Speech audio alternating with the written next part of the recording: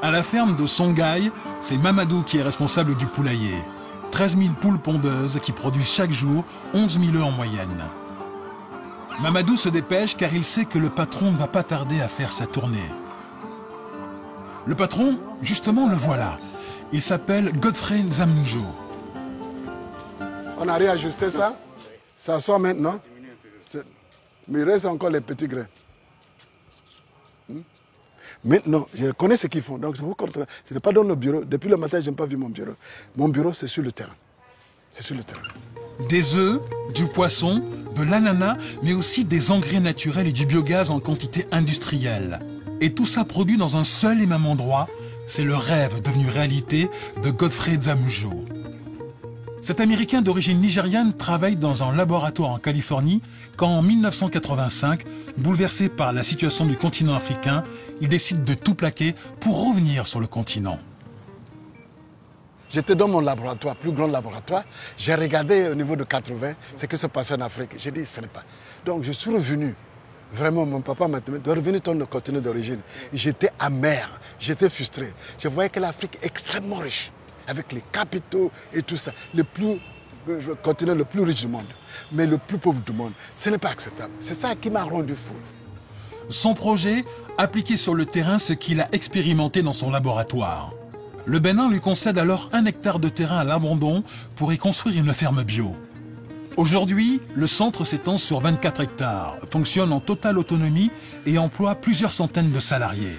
Ici, selon la doctrine de Godfrey Nzamnjo, rien ne se perd, rien ne se crée, tout se transforme.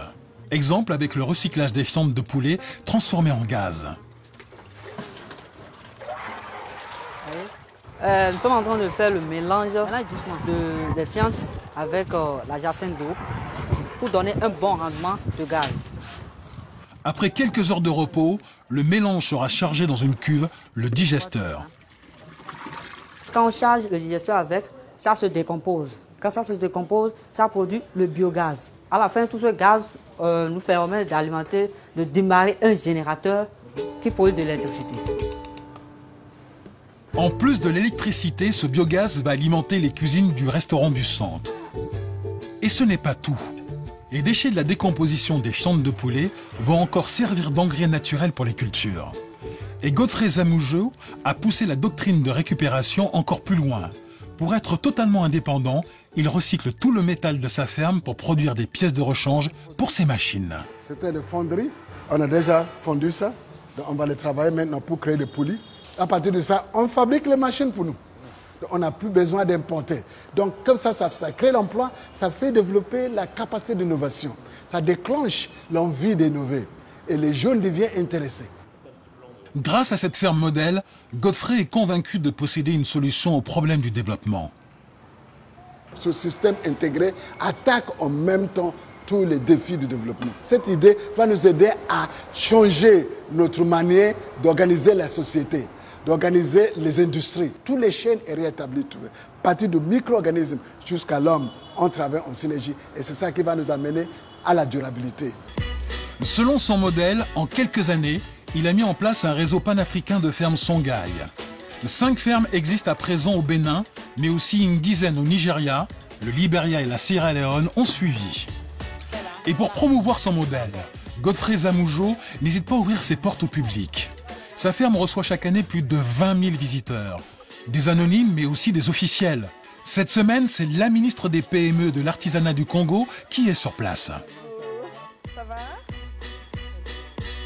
Songhai est pour moi la solution idéale et ce que j'ai trouvé ici va peut-être faire en sorte que nous puissions dupliquer l'expérience de Songhai au Congo.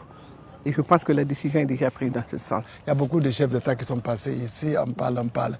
Mais depuis que madame est venue, elle veut maintenant, il veut que ce soit déjà hier qu'on a commencé. Donc c'est bon. Non, c'est bien. Voilà. Le modèle Songhai séduit d'autant plus qu'il est rentable. Ces 17 fermes ont généré un chiffre d'affaires de 7 milliards de francs CFA en 2013 et près de 600 millions de bénéfices. Voilà ma culture américaine maintenant, l'organisation de l'industrie. Donc vous voyez ici, et donc voilà, nous avons des camions qui travaillent.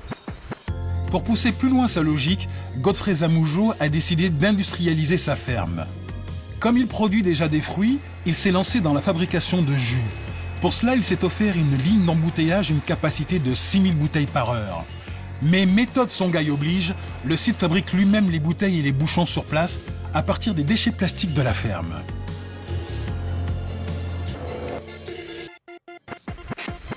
Bonjour, ça va? Convaincu qu'il est sur le bon chemin, Godfrey Zamoujo vient d'ouvrir la SLA, Songhai Leadership Academy, avec pour objectif de former 4000 jeunes cadres à la philosophie du centre.